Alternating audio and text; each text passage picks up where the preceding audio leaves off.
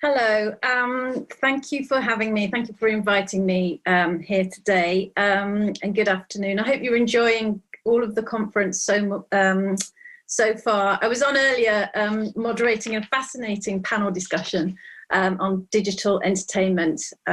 So I'm really happy to be here, thank you. This session is really about a few things. It's about innovation, digital identity, and digitized identity, i.e. how is our own identity changing in a digital world? And I've got 25 minutes or so to talk a little bit about this and reprise some of the themes that I've covered in my recent book, The Future of You, which I'm sure is available in your market, I'm not sure. But anyway, let's start by acknowledging that we've already entered the post-digital age. So we've been on the cusp of this for quite a long time, actually, maybe even longer than we realise. And I would pin it down to 2007, actually, not because of any global financial crash, but because of the launch of the iPhone. I think it's really clear now to individuals and organisations and even nation states, and we'll come on to that later, that the world is technological, the world is now digital, and so are they. So with this transformation, which we're still processing, I think it's fair to say, we've left an old world behind, and it's a world of structure and order and hierarchy and sort of managing and planning. And we're now coming to terms with this new networked world, which is much more about connectivity and diversity and fluidity and actually agility too. And it's this idea that our old institutions seem quite fragile to the extent that some are collapsing. I think we're seeing quite a lot of that in the West, for example. And in their place, there's a new interconnected way of being, a new interconnected way of working and living that is started to emerge, but it's not fully here yet. It's going to be, I think, startlingly different, actually. But something else is happening too.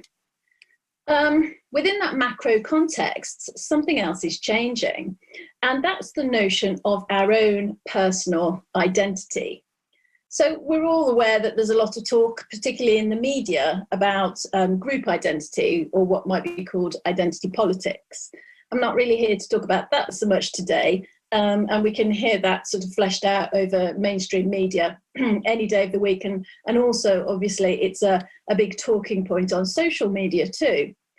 I think what's less reported, actually, is this notion of identity relating to you. The fact is that digital innovation is changing our identity. It's changing what identity is, and that changed identity itself is changing our approach to how we do innovation. So it's a fascinating set of trends and dynamics. For a start, the very notion of our most predominant technology in the 21st century is key, actually. So the internet. It's fundamentally social, of course, because it's a network, and it connects and interconnects everything and everyone it touches. And that means that it's inherently biased towards community rather than individuality. And that being the case, this really led me to the premise of my book and the challenging question, which is, can your personal identity survive 21st century technology?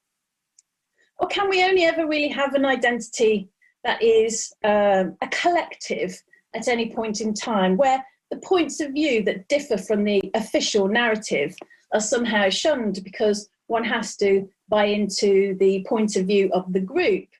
And I was thinking about the question, in the future, will there only be a future of we and not a future of me and a future of you?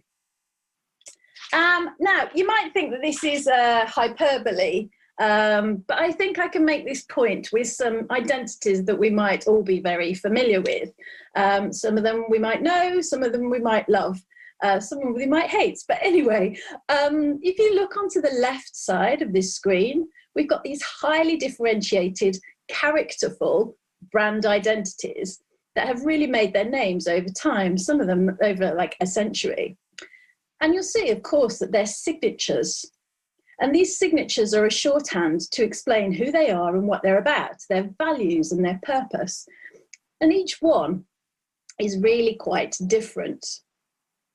But now, if we gaze over to the right, we can see what they have become. What's happened to these identities as they've crossed over into the digital world? Well, they've been filleted of character. Their personas have been flattened out. They've become straightened, boldened, and condensed. That's what's happened to them. The point I want to make is that they now all look alike. What once made them distinctive has kind of been lost as they've sliced off their serifs to signify a consensus. This consensus being that they're all in agreement that this is how to present oneself in the digital world, and they all look the same. And now we all look the same. We as humans, in a way, are removing our serifs. We are self-censoring, if you like, one-dimensionalizing ourselves to fit ourselves into the digital environment, just to survive in the networked world. Now, of course, we might argue that the notion of we as a pronoun is something we should be very proud of. It's very helpful. It has great value. It addresses our contemporaries, our compatriots, our fellow human beings, and it's an assumption of shared subjectivity, perspective, experience, again, our values, and invitation to affiliate. And I am all in favour of that. So community, the idea, the notion of community is to be highly prized.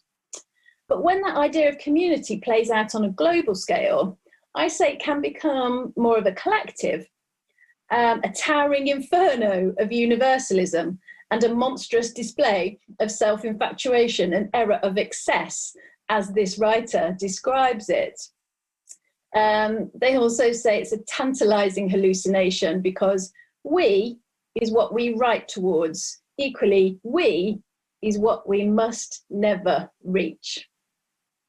Now, my argument is that we're in danger of reaching that we, in fact, going beyond it.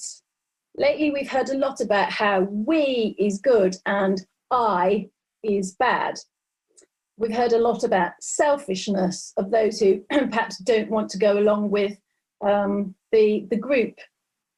Now, this new belief system, I think, is quite dangerous because it's detrimental to the very notion of you and the whole idea of self-sovereignty, my sovereignty over the self.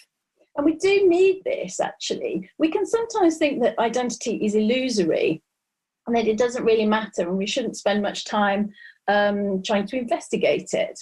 But actually, if you want to ascribe rights and responsibilities, duties, and even emotions to somebody, you need to point to that individual. So it is important.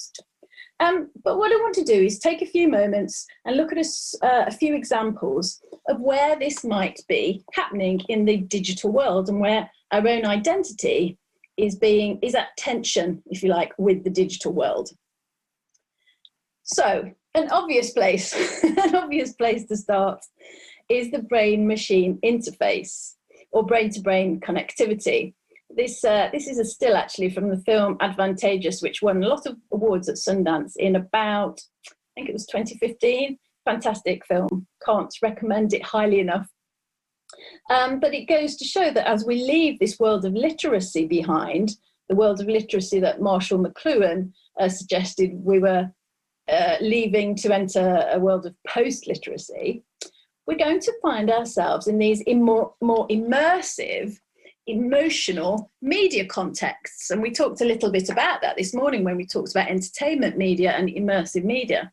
And what that means is that we're going to become much less separate from each other and indeed much less separate from our surrounding environment as well, because we're all going to be connected through the media. And in the same way that DARPA, the Defense and Research Projects Agency in the US, are developing super soldiers who can thought control F-35 fighter jets under their N3 program, we too might find, as ordinary humans, that we are able to thought control all sorts of things, every physical object in our daily life, from the vacuum cleaner to a workplace robot, perhaps even to a robot in outer space.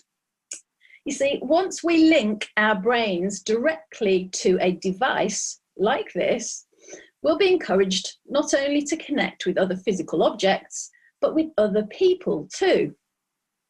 We'll be encouraged to share a server of some kind, perhaps, making it possible, and this is very exciting, but making it possible to extend our minds and get some more memory space, or offload some tasks, store those memories, increase our mental capacity, perhaps even download a language, for instance.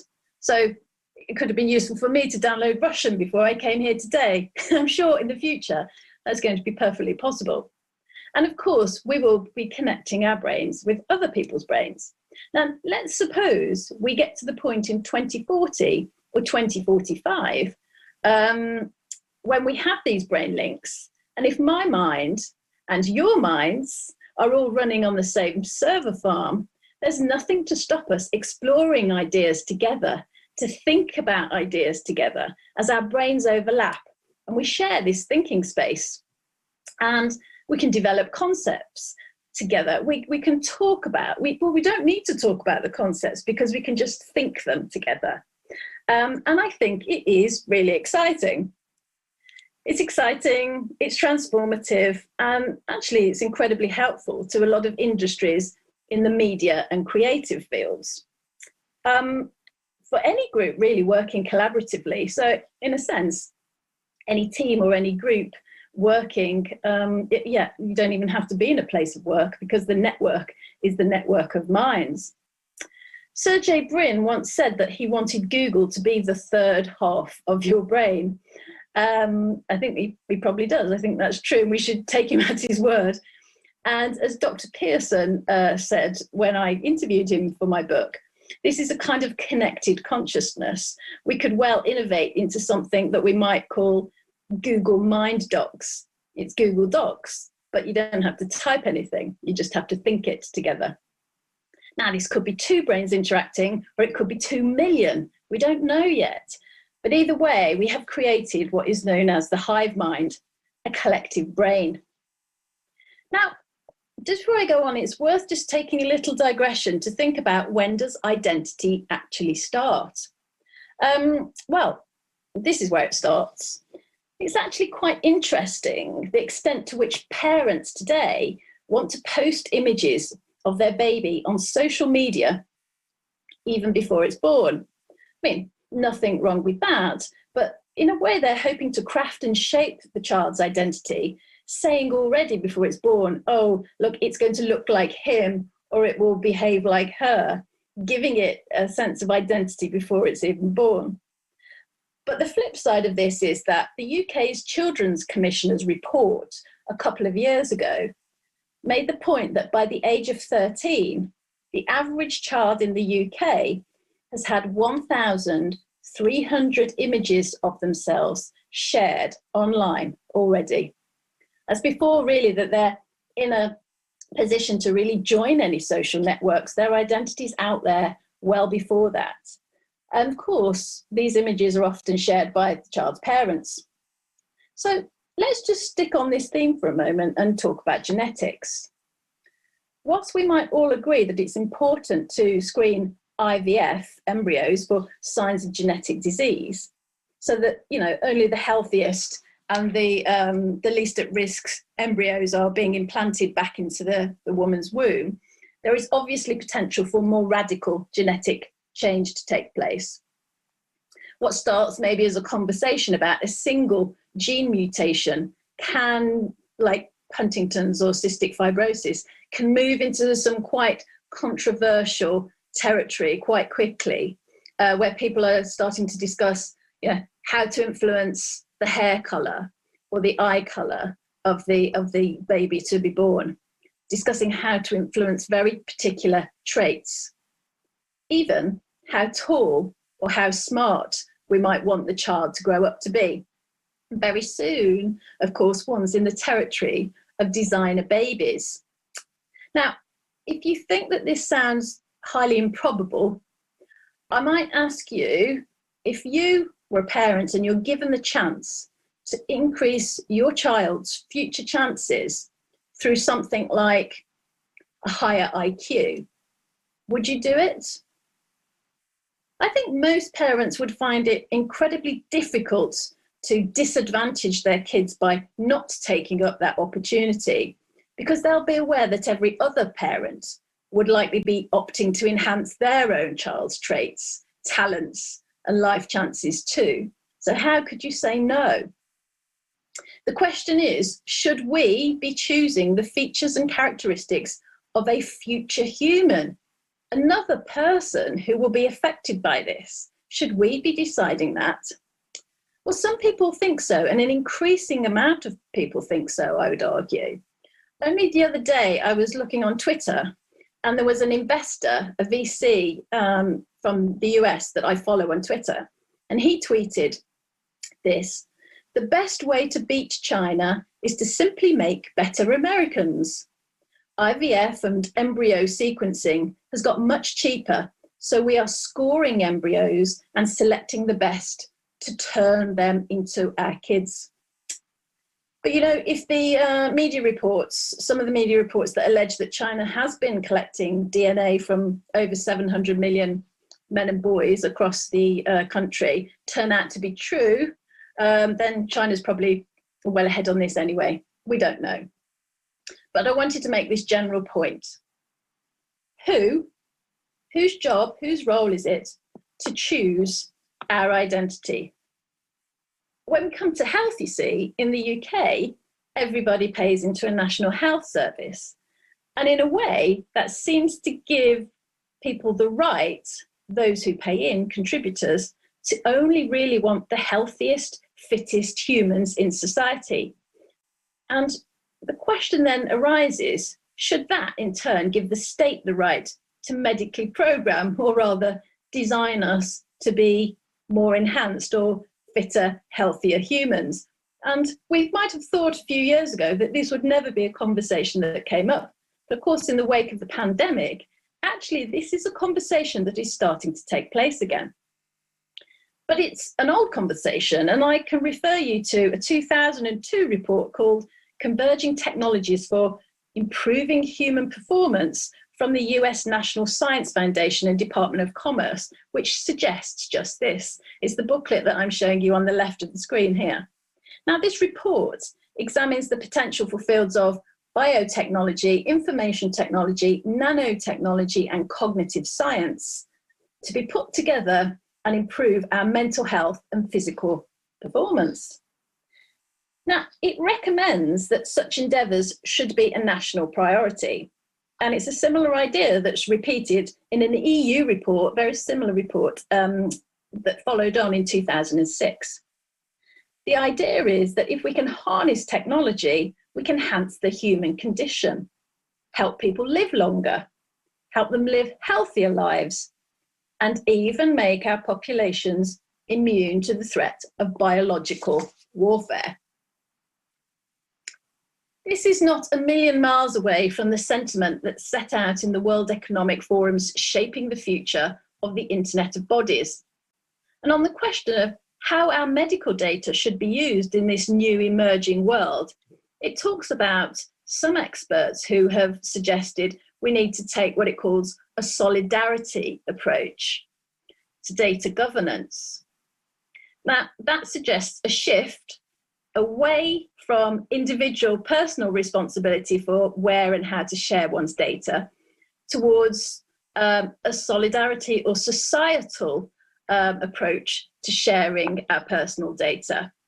But of course, this could lead to incentivizing people to share their personal data publicly when they don't really want to.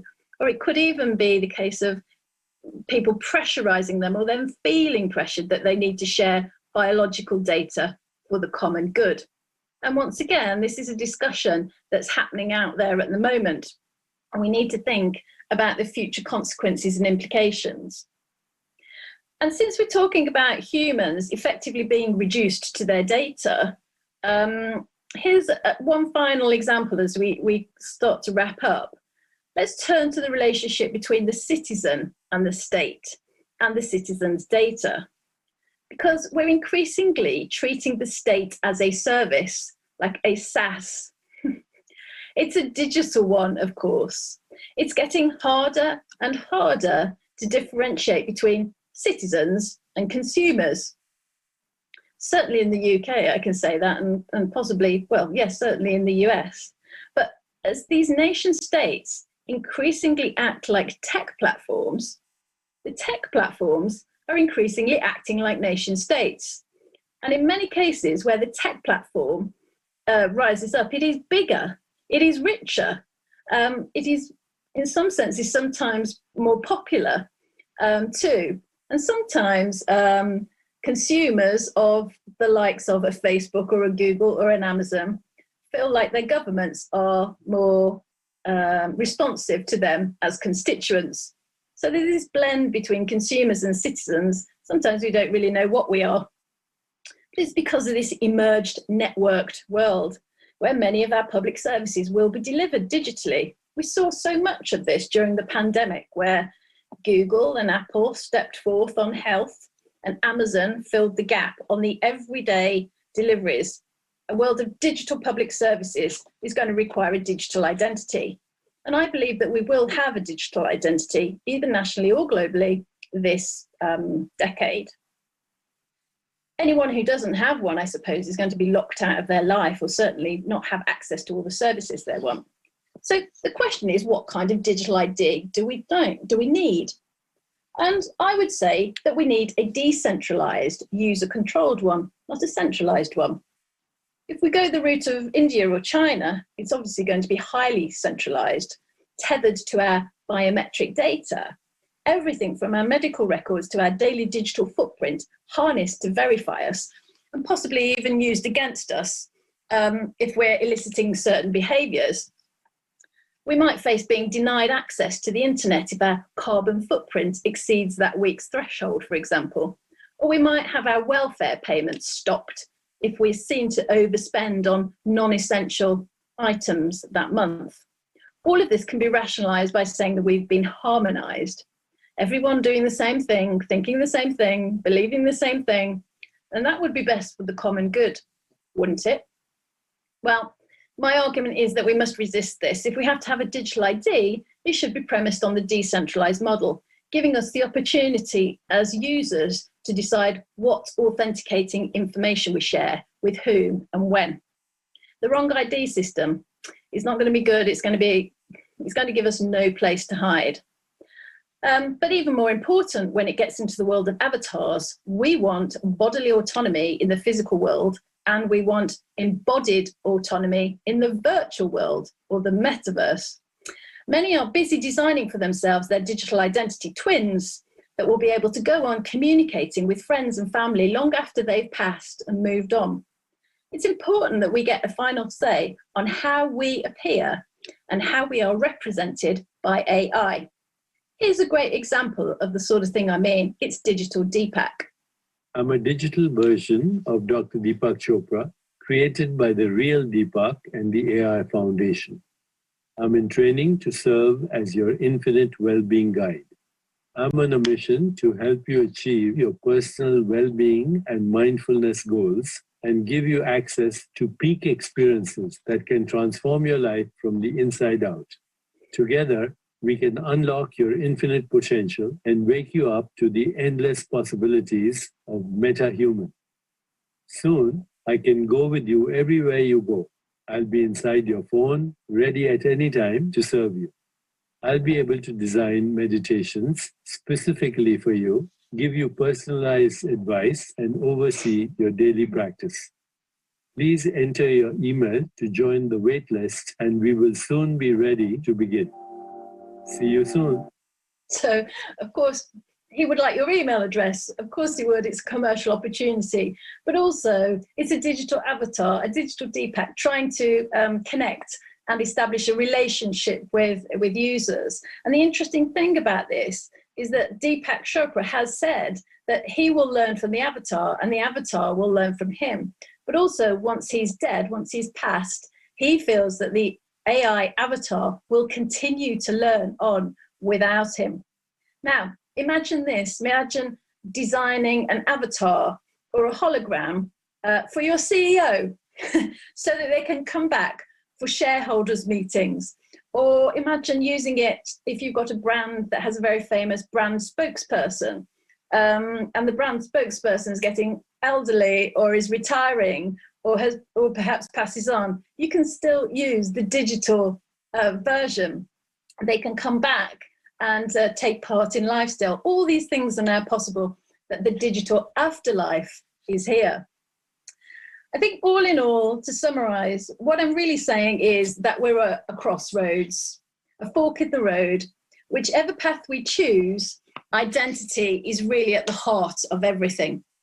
We used to think about identity in these Cartesian divided terms, as either identity residing in the mind with our consciousness, our thoughts, our memories, or identity residing in the physical body, the biology. You know, that age-old problem of if I change my physicality too much, am I still the same person?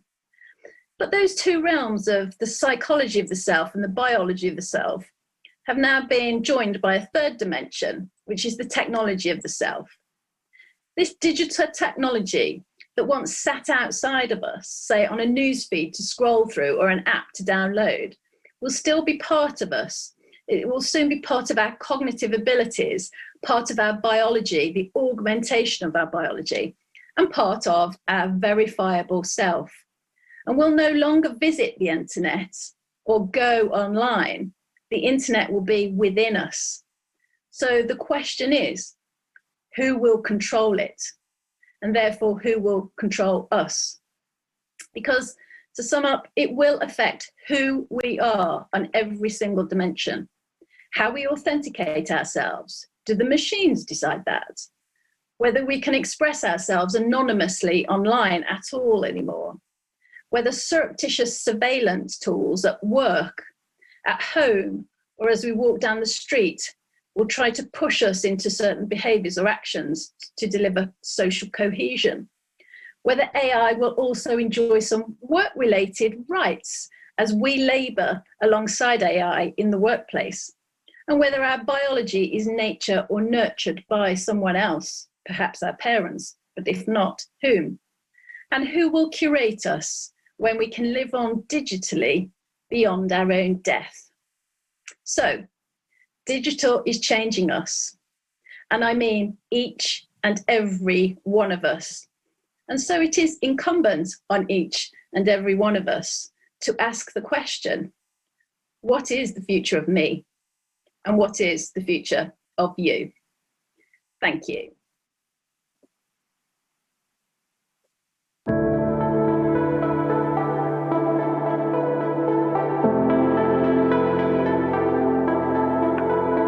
Tracy, you are perfect. Okay, had to rush the last bit a bit.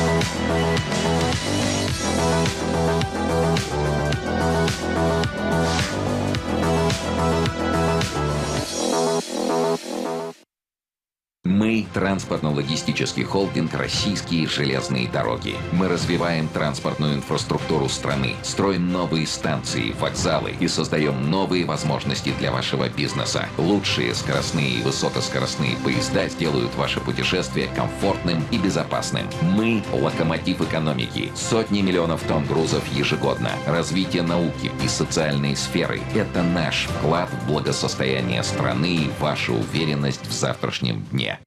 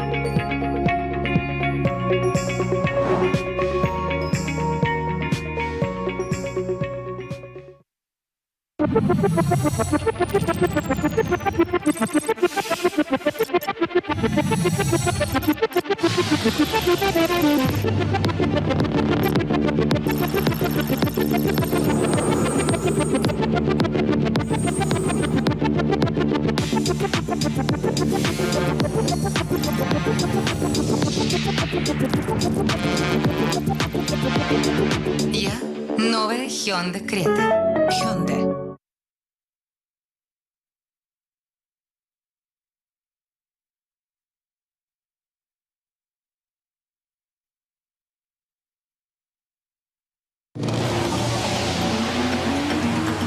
Есть история фантастическая.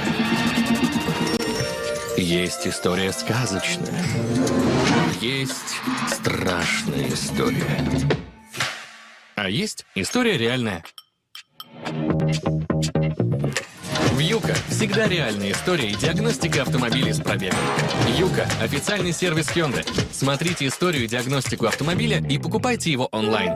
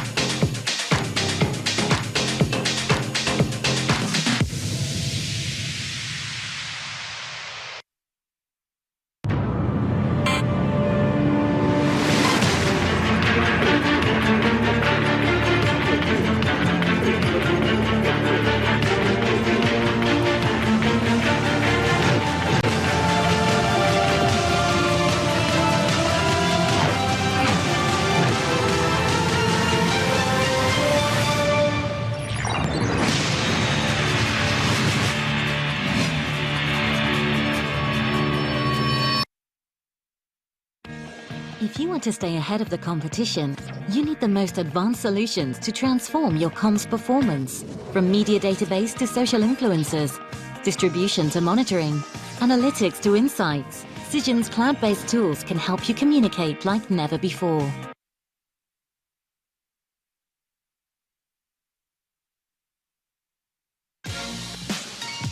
Звонки ВКонтакте для работы.